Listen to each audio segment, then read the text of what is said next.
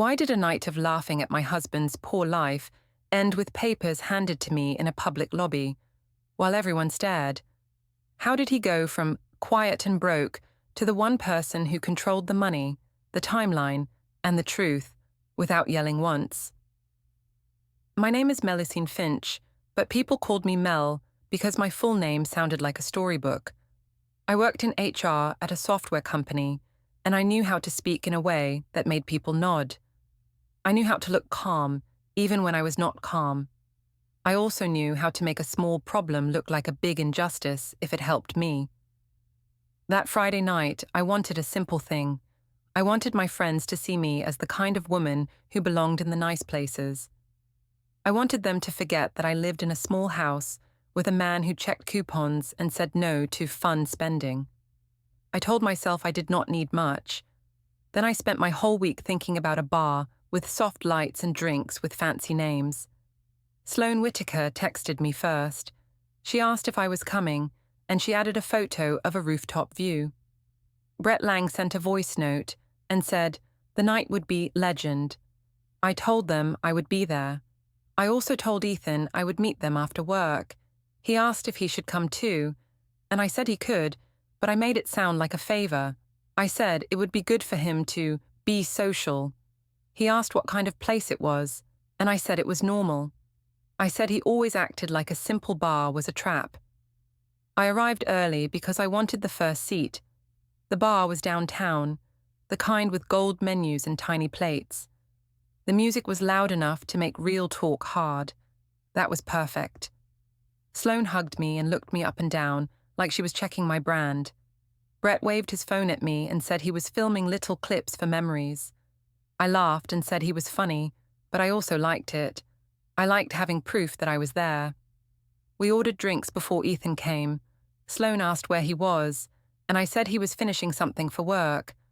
I made my face tired, like I carried too much alone. She asked if he still worked at the school, and I said yes. I told myself I was being honest. I said he was a counselor, and I said he was good at it, but I also said it did not pay well. I said it like a joke. I said love was sweet, but love did not pay for vacations. Sloane laughed and asked if I ever wished I picked a man with real money. I smiled and said I was not a gold digger.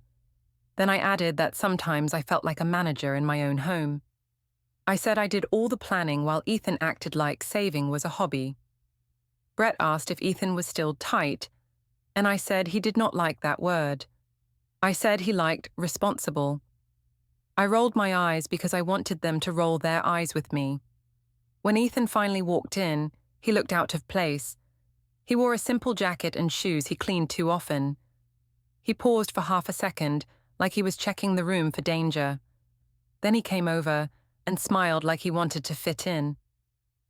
Sloane greeted him with that bright voice she used for waiters. Brett raised his glass and said Ethan made it. Ethan asked how my day was, and I said it was fine. I said it in a way that meant, do not ruin my mood. Ethan sat beside me, and he asked what we ordered. I told him we already started because he was late. He said he was not trying to be late, and he explained there was a student situation. I nodded like I cared, but my mind was on the table and the lights and the people watching. Sloane asked Ethan if he liked the place, and he said it was nice. He said it softly. Brett asked Ethan if he ever came downtown, and Ethan said not much. Brett laughed and said that made sense. I could have protected Ethan. I could have changed the topic. But something sharp in me wanted the laugh. I wanted the easy power of being the person who decided what was funny. So I leaned into it. Sloane said the drinks were expensive but worth it. I said I was used to it. Then I added that Ethan was not used to it. I said he still thought $30 was a lot for a drink. Ethan looked at me, and his eyes asked a question without words. He asked in a quiet voice why I was saying that. I said I was joking. I said he always took things too seriously. Brett asked Ethan if he had a budget app. Ethan said he did not, but he tracked bills. Brett said that sounded boring. I laughed and said Ethan loved boring. I said Ethan's idea of fun was comparing phone plans. Sloane laughed again and said she could not imagine living like that. I watched Ethan's mouth tighten, and I told myself it was his fault. I told myself he should learn to take a joke if he wanted to be around adults. The server came with a small tray and asked if we wanted food. I said yes because I did not want to look cheap. I ordered more than I needed. Sloane ordered more too, like it was a game. Ethan asked if we should slow down, and I said it was one night. I said he could relax. He asked if I was okay, and I said I was great.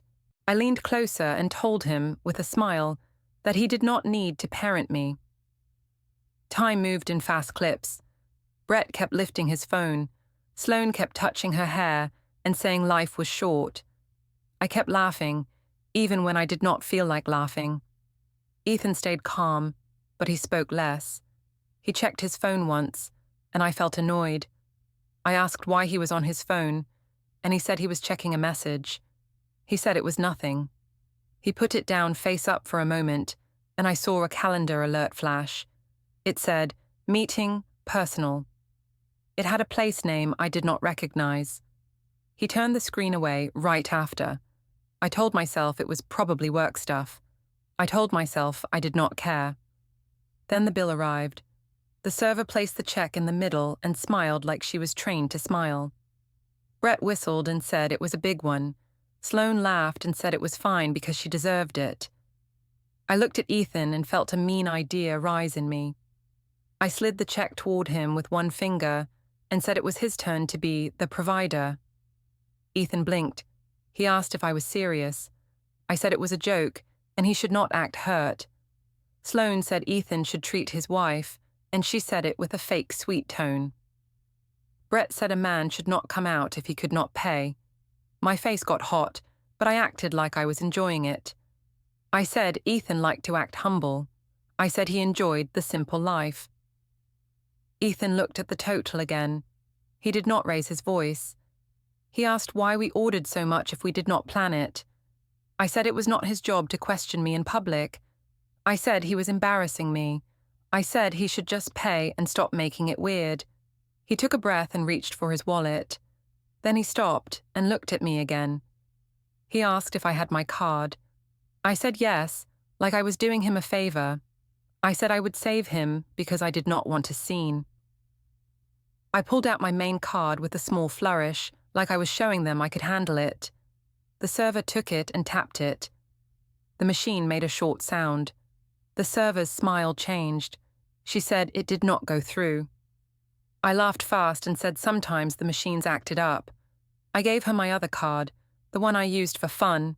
She tapped it too. It declined again. I felt my stomach drop, but I still smiled.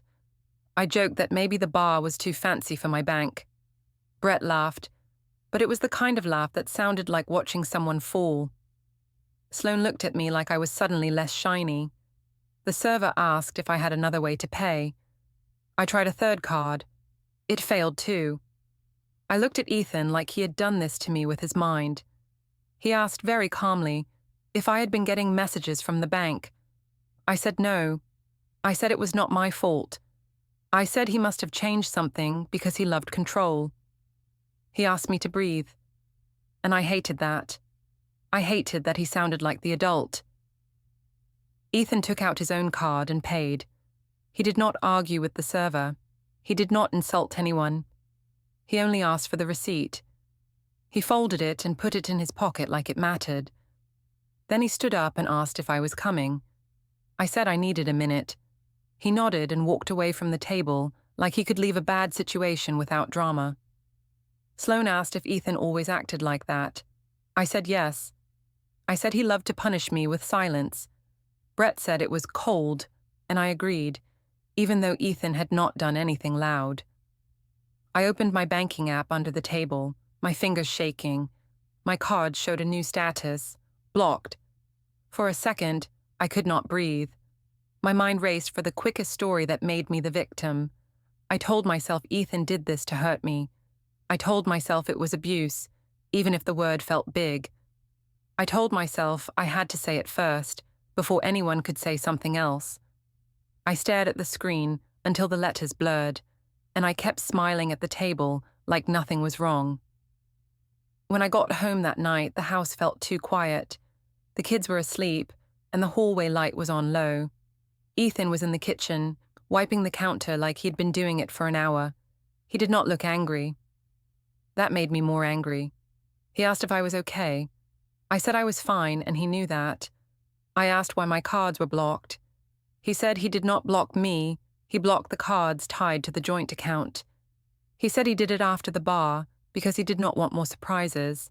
He said he paid the bill, and he kept the receipt. I told him he was acting like I stole something. He said he was acting like a person who had to protect the family budget. I told him he embarrassed me in front of my friends.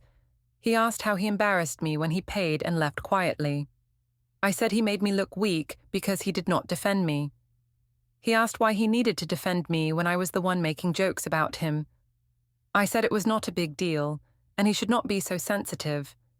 He said he did not like being laughed at for his income. I said it was not his income, it was our life, and I carried it too. He asked what I meant by that. I said I carried the social part. I said I carried the image. I said people judged me by the man I married. I watched his face change, just a little, like he finally understood the shape of me. He asked if I even liked him anymore.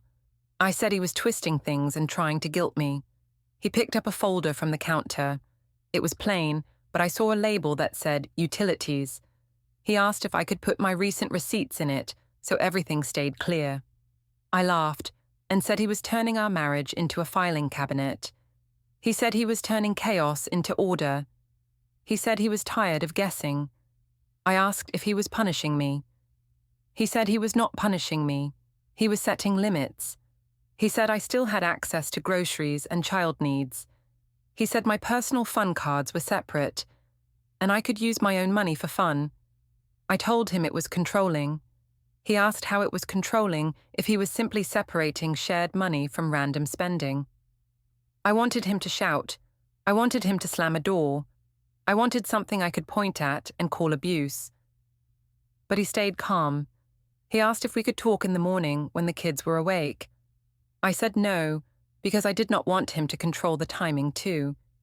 He said he would sleep in the guest room so the kids would not hear us argue. I told him he was trying to look like the hero. He did not answer.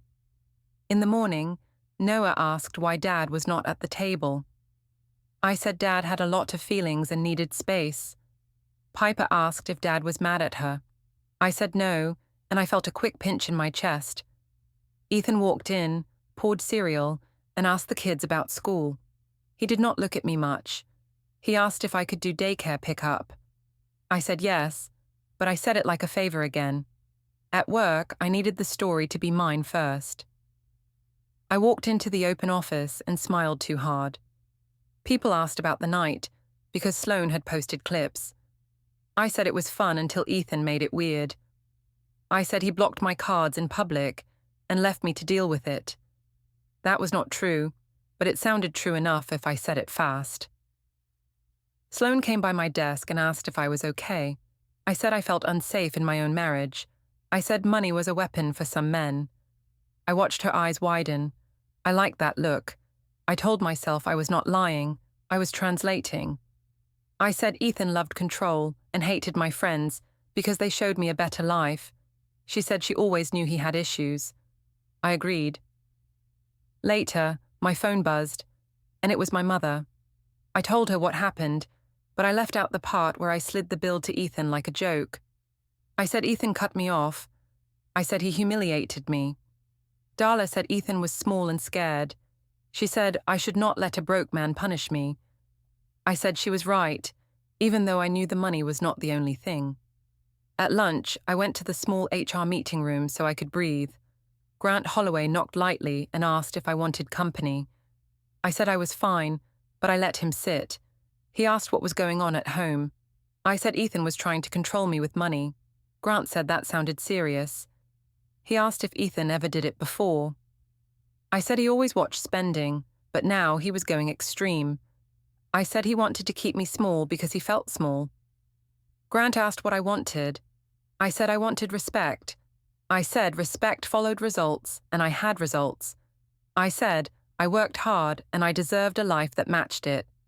Grant nodded like I was telling the truth of the world. He said I should not feel trapped.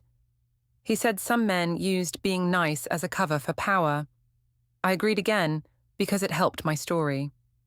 When I got home that evening, the kids were in the living room. Ethan was cooking simple pasta like nothing changed. He asked if I had a good day. I said it was fine. He asked if we could review the week's schedule for the kids. I said he was being cold. He said he was being clear. I noticed his phone on the counter. A calendar alert popped up again. It said, "Meeting personal," and under it I saw a place name and a time. I pretended I did not look. Ethan turned the phone over without a word. He asked if I could send him my work hours, so pickup time stayed fair. I said he was building a case like I was an enemy. He said he was building a routine like we were parents. After the kids went to bed, I walked past the printer in the corner of his small desk space. A blank page sat in the output tray. The air smelled faintly like toner. I asked what he was printing. He said it was nothing important and the printer jammed. I reached for the paper, but he took it first and threw it away. He did not look angry. He looked careful. I went to the bedroom and scrolled through my bank app again. The blocked cards were still blocked. I felt a wave of heat and shame, and I turned it into rage because rage was easier. I told myself Ethan wanted me to beg.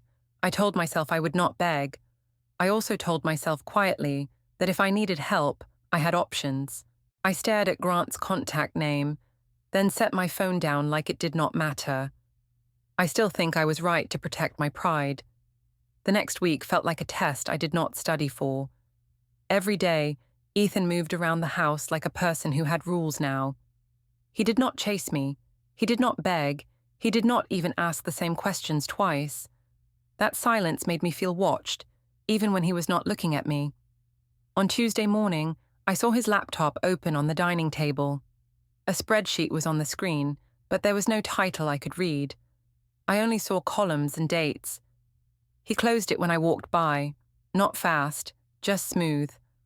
I asked what he was doing, and he said he was planning bills and school costs. I said he was obsessed. He said he was prepared. I told myself I hated this because it was cold. The truth was that I hated it because it was clean. It left me nothing to fight. It also made me feel like my usual tricks would not work. At work, the bar story became a small rumor. People did not say it to my face, but I heard it in the tone. I heard it when someone asked, too sweetly, if things were better at home. I smiled and said we were working through it. Then I added lightly that money could make some men act strange. I watched their eyebrows lift. That look still gave me a strange comfort. That Thursday, the company had a casual happy hour on a restaurant patio near the office. I told Ethan it was work. He asked what time I would be home. I said I did not know, because networking mattered. He asked if Grant would be there. I pretended I did not hear him and said the kids' lunches were in the fridge. The patio was busy and bright. People stood in clusters with drinks and small plates. Grant was already there. He smiled when he saw me, and he held a spot beside him like it was natural. I told myself it was nothing. I told myself I had a right to have friends.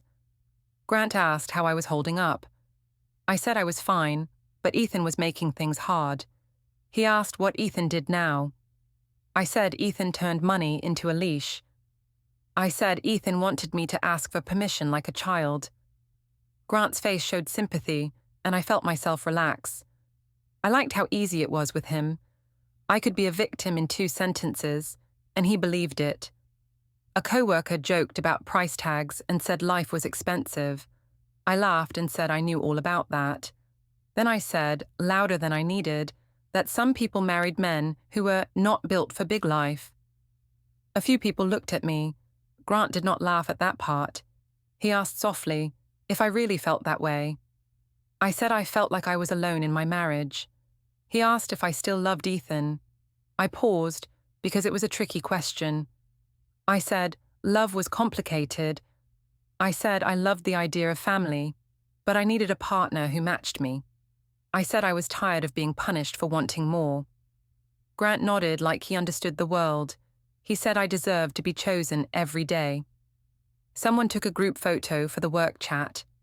I leaned toward Grant so it looked close. I told myself it was harmless. I also knew Ethan would see it if someone tagged me somewhere. I wanted that. I wanted him to feel it. Later, my phone buzzed with a message from Ethan. He asked if I could confirm pickup time tomorrow. I stared at the message like it insulted me. I told myself it was cold. I told myself he was turning our home into a schedule to avoid feelings. I replied with a short line. I said I would handle it. I did not add a heart or a smile. I wanted him to feel the distance too, because if I felt pain, he should also feel it. Grant noticed my face change. He asked if Ethan was texting. I said yes. Grant asked what he wanted. I said he wanted control, as always. Grant said I should not let Ethan write the story. He said I should write it first. That line stayed in my mind. Write it first. I worked in HR. I knew how stories worked. I knew people believed the first version they heard, even if it was wrong. I started thinking about what I could say if someone asked me direct questions later. I told myself I was being smart, not dishonest. When the happy hour ended, Grant offered to walk me to the parking garage. I said I was fine, but I let him come anyway. The garage was cooler and quieter than the patio. Our footsteps echoed. It felt like a different world, like rules were softer there. Grant asked if I wanted to get coffee. I looked at him and said it was late. He said coffee did not have to mean anything. He said he just wanted to help me breathe. I told myself I deserved a calm moment. I said yes. We drove to a small coffee place that stayed open late, with bright lights and simple chairs. We sat across from each other. Grant asked more questions, but he asked them in a gentle way. He asked what I felt when Ethan blocked the cards. I said I felt trapped. I said I felt like Ethan wanted to prove I could not survive without him. Grant said that was not love. He said love was giving. He said love was freedom. I liked the way he said it. I also noticed he never asked what I did at the bar. He never asked what I said to Ethan. He only asked about my feelings. That made it easy to keep my version clean. Grant asked if Ethan ever raised his voice. I said Ethan did not need to raise his voice. I said he used silence and calm talk like weapons. Grant said some men did that. He said he saw it all the time. I agreed, because agreement felt like belonging. When I got home, the house was dark except for a small lamp in the living room. Ethan was awake. He was sitting at the table with his phone and a mug. The mug was not ours. It looked new. He asked if I had a good night.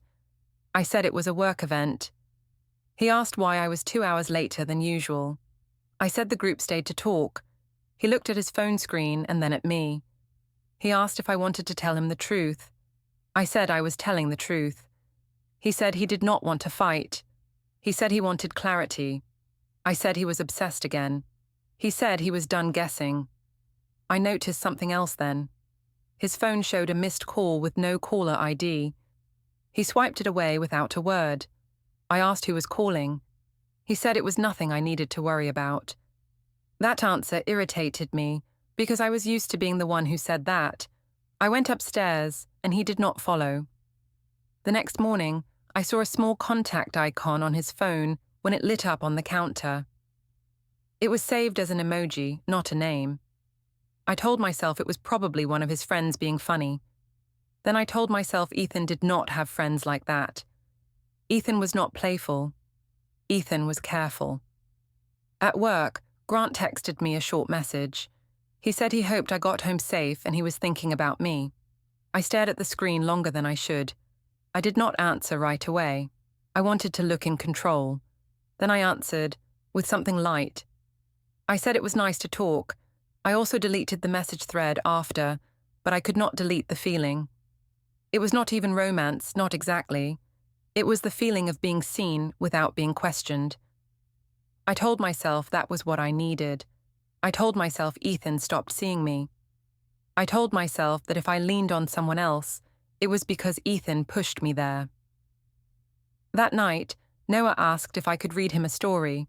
I said yes, but my mind was still on Grant's words and Ethan's quiet face. Noah asked why Dad was always busy now.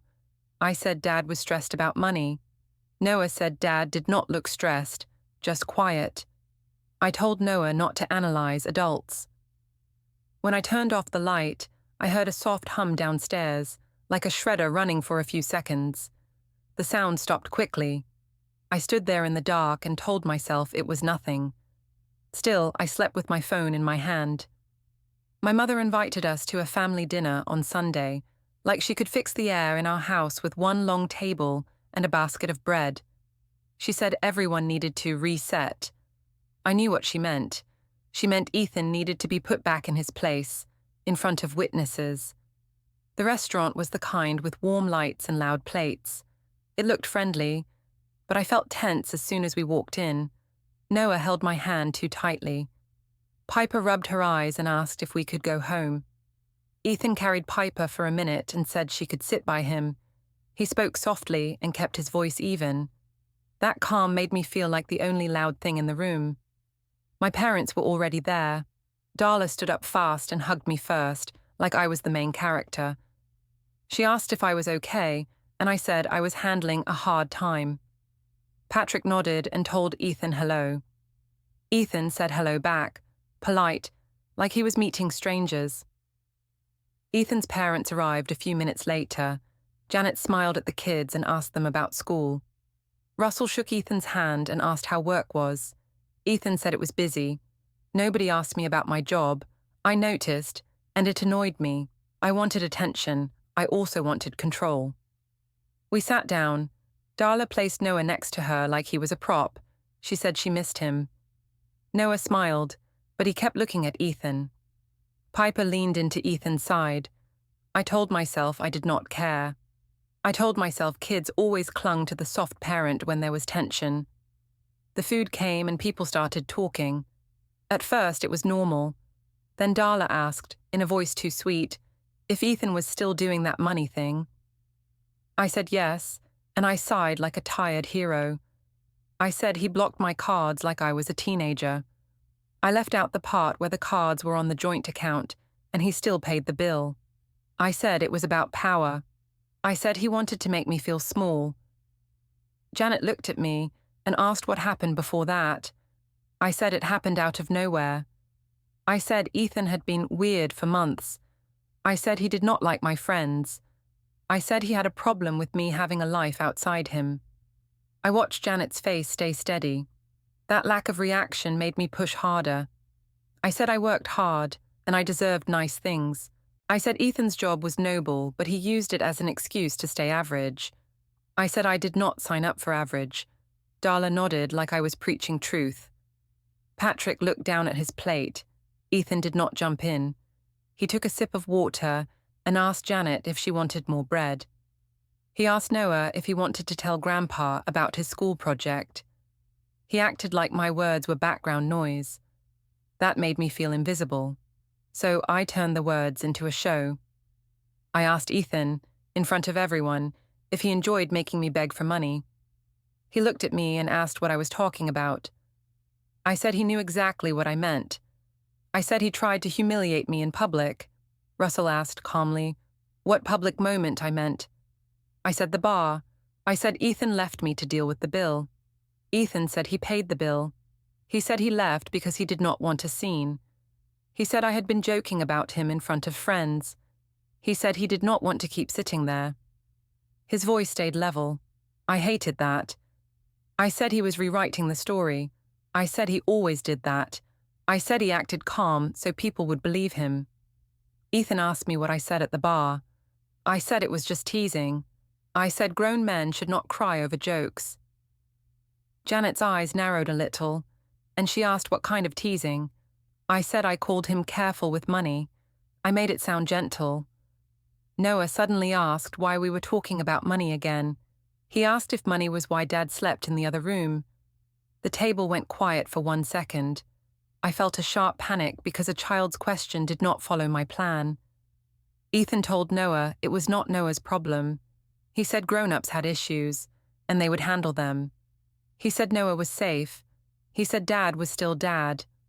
Noah asked if Dad was leaving. Ethan said he was not leaving the kids. He said he would always show up for them. I cut in fast and said Ethan was being dramatic. I said he liked to play the victim. Ethan looked at me and asked me not to talk that way in front of the kids. I said he was controlling my words now too. Darla said Ethan should stop policing me. Russell told Darla to lower her voice. Darla said she would not be quiet in her own family dinner. Janet looked at me and asked if I wanted to stay married. I laughed and said that was a strange question. I said I wanted a marriage that felt fair. I said Ethan made everything feel like a bill. Janet asked if I had been honest with Ethan lately. I asked what she meant. Janet said trust was not only about money. She said it was also about time and truth. My face got hot. I said she was accusing me of something. I said she always wanted to protect her son. Janet said she wanted to protect the kids too. She said kids could feel lies even when adults smiled. That line hit me, and I hated her for it. I stood up to go to the restroom, but it was not really about the restroom. It was about escaping the table before someone asked the wrong question. Kelsey followed me. She asked if I was okay. I said yes. I asked why she looked worried. Kelsey said I was taking it too far. She said Ethan did not look like a man trying to hurt me. She said he looked like a man trying to survive. I told her she was naive. I said calm men could be the worst because nobody believed the wife. Kelsey asked if I was seeing someone else. I stared at her and asked why she would say that. She said I had been different, and she saw me smiling at my phone. I said she was imagining things. I said she wanted drama because her life was boring. When we went back to the table, Ethan had moved the kids' plates closer to him. Piper was drawing on a napkin. Noah was quiet. Ethan asked if we could finish dinner without adult talk. Darla rolled her eyes and said Ethan wanted to silence me. I said yes, that was his pattern. After dinner, we walked outside. The air was cold, and the kids ran toward the car. Ethan opened the back door and buckled Piper in. He asked Noah to hold still. He did not touch me. He did not ask me to come closer. He only said we should talk later, privately. At home, I went to the kitchen to get water. Ethan was there already. On the counter, I saw his keys. There was a new key on the ring, shiny and not worn. I asked what it was for. Ethan said it was for storage. I asked what storage. He said it was just a small place for boxes. He said he was organizing. I said he was hiding things now. He said he was protecting the family. Then his phone made a soft beep. He touched the screen and the beep stopped. I asked what that was. He said it was nothing important. He said he liked to keep things accurate now because arguments became messy. I told myself he was trying to scare me. I told myself he would not dare do anything real. Upstairs, Noah asked me if Dad still loved me. I said yes, but I said it like a fact, not like comfort. Noah asked why Dad looked tired. I told Noah Dad worried too much. Noah said Mom worried too, but in a different way. I told him to go to sleep. When I turned off the light, I heard Ethan close a drawer downstairs with a slow click, like he was locking something away. I lay in bed and told myself I was still in control, even as the house felt less like mine. I planned the next Saturday, like it was a small war, but I told myself it was just a night out.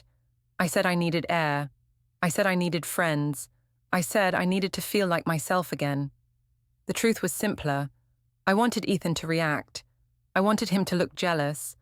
I wanted him to do something loud so I could point at it and say, "See, this is who he is." Sloane texted me about a rooftop bar downtown. She said there would be a crowd and a view and real energy. I told Ethan I was going. He asked if it was the same group as before. I said yes and asked why he cared. He said he cared because we had kids and a home. I told him he talked like a father, not a husband. He asked what time I would be home. I said I did not know. He asked if I wanted him to pick me up later. I said no, but then I said maybe, because a part of me wanted him involved. I wanted him there to watch me. He asked me to please be clear. I told him he was pressuring me. He said he was asking a simple question. When I got ready, I chose an outfit that looked expensive. It was not about comfort. It was about winning.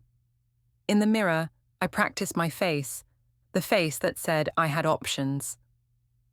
I walked past the hallway where Ethan had been sleeping in the guest room. The door was half closed. I could see the bed was made tight, like a hotel. That neatness made me feel like he had already moved on in his mind. I hated that feeling, so I turned it into confidence. At the rooftop bar, the music hit me first. It was crowded and bright, with people pressed close and phones held up. I spotted Brett near the railing, already filming. He waved his phone and asked if I was ready for content. I laughed and said sure. Sloane hugged me and said I looked amazing. She asked if I was still in prison at home. I said Ethan made it feel like prison, yes. I said he liked rules and limits, and he punished me with them. Grant was there too, like it was an accident. I saw him by the bar. He smiled when he saw me, and he came over like we were on the same team. Sloane raised her eyebrows and asked if that was him. I said it was just a coworker. Sloane said coworkers could be fun. Brett's camera floated near us, not pointed right at us, but close enough that I knew it could catch sound. I told myself I should be careful. Then I told myself I had done nothing wrong. That was my favorite trick. If I believed it first, I could say it like truth. We ordered drinks. I paid with my personal card this time, and I made sure Sloane saw it. I made a small joke about how I had to use my own money now. Sloane asked if Ethan was still blocking things. I said yes. I said he was scared I would realize I could do better. I said he was trying to train me. I used that word on purpose, because it made Ethan sound cruel. Brett asked if Ethan knew where I was. I said yes, and I said he could not stop me. I said my husband was not my boss. I felt heat rise in my chest, and I liked it. It felt like power. Grant asked if I was okay. I said I was more than okay. I said I was finally breathing. He said he liked seeing me like this. I told him he was sweet. I also let my shoulder touch his for a moment. I knew it looked a certain way. At some point, Brett lifted his phone higher and asked us to do a cheers clip. I leaned in with Sloane and Grant. In the background, the city lights looked like proof. I smiled big. I wanted the world to see me as wanted. Then my phone buzzed. It was Ethan. He asked if I still wanted a ride later.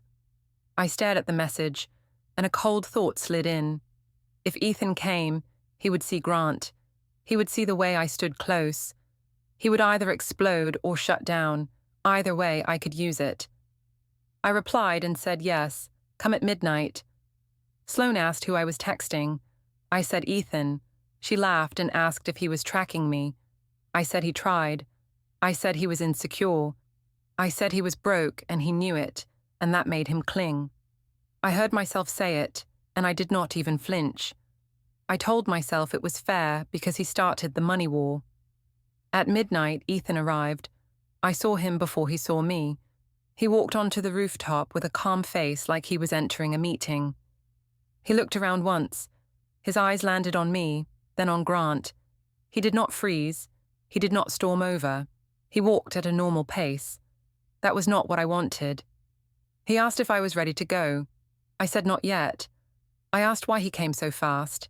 He said it was midnight like I asked. I said he was eager to control my exit. He said he was eager to get home to the kids. He nodded toward Grant and asked who he was. I said it was Grant from work. Ethan said hello to him. Grant said hello back, but his smile looked thinner now. Sloane stepped in and asked Ethan if he always came to collect his wife. Ethan said he came when asked. Brett's phone hovered again. I felt it and I spoke louder. I told Ethan he did not need to act like my handler. I said he should be grateful I still came home at all. Ethan asked why I was talking to him like that in front of people. I said because he only listened when others were there. That was not true. but it sounded smart. Ethan asked me again if I was ready to go. I said no. I said I was having a normal night like normal adults. I said he could not punish me with his cold face. Ethan said he was not punishing me. He said he would wait by the elevator if I wanted a ride, and if not, I could find my own way. He said it without anger. That made my stomach twist. I wanted him to fight for me, not offer choices like a polite stranger. I walked closer to Grant just to make a point. I told Ethan he could go home if he wanted. I said nobody asked him to be here. Ethan looked at me for a long second. Then he asked if I wanted to talk privately. I said no. I said private talks were where he twisted things. I said I preferred public, where he had to behave. We left soon after, because the night felt less fun when Ethan refused to be a villain. In the elevator, Ethan stood at the other side, not touching me. He looked straight ahead. I said he was acting like a martyr. He did not answer. In the parking garage, I tried again. I said it was sad that he could not even afford the lifestyle I wanted. I said I had to build my own life because he chose a low-paying job. Ethan asked me to stop insulting him. I said it was not an insult. It was a fact. I said facts were not mean. At home, we entered quietly so we would not wake the kids. The stairwell light cast shadows on the wall. I wanted a final hit. I told Ethan he should not be surprised if I found someone who could actually provide. I told him it would be his fault because he made me feel unwanted and limited. Ethan finally looked directly at me. He asked if I was having an affair. I said he was paranoid. I said he asked that because he was insecure and poor. I said he should focus on himself instead of spying on me. He said he was not spying. He said he was listening. I laughed and said listening did not change anything. I said he could not keep me with rules. I said love should feel free. I watched his face for cracks. I watched for anger. He did not give it to me. He looked past me toward the hallway where the kids' rooms were. He lowered his voice and said he would not argue here. He said the kids deserved quiet. I told him he was using the kids to look good. He said no, he was choosing the kids because they came first. I followed him to the kitchen, still talking, still pushing. On the counter, there was a small sticky note. It said, "Bring forms." I pointed at it and asked what forms. Ethan took the note, folded it, and put it in his pocket. He said it was not for me. I asked if he was planning something. He said he was planning stability. I said he was planning revenge. He said revenge was loud, and he was not loud. He said he was tired of chaos. I told him he would never win against me, because I had people, I had friends, I had my mother, I had a story. Ethan washed his hands slowly like he was cleaning off the night. Then he dried them and looked at me one last time. He said he would handle it properly. I walked into the lobby on Monday pretending I was fine. My phone still had my mother's message saying Ethan was cruel, and I believed it for 5 more minutes. Then a woman in a plain suit stepped in front of me and asked if I was Melusine Finch. I said yes. She said she had legal documents for me and asked me to confirm my address. I laughed and asked if Ethan sent a prank. She said it was service and she needed my signature. People from my floor slowed down. I took the packet and flipped pages, still smiling. I saw the word divorce, and I saw temporary orders effective today. It said the joint accounts were protected, the home rules were set, and the children's pick-up times were listed like a schedule I could not bend. It listed exhibits, my posts, the bar video, spending logs, and messages that matched my work-late stories. I called Ethan. He answered and said he would communicate only in writing, except about the kids. Grant walked past, looked away, and said he could not be involved. HR asked me to step aside, and my voice broke right there in public.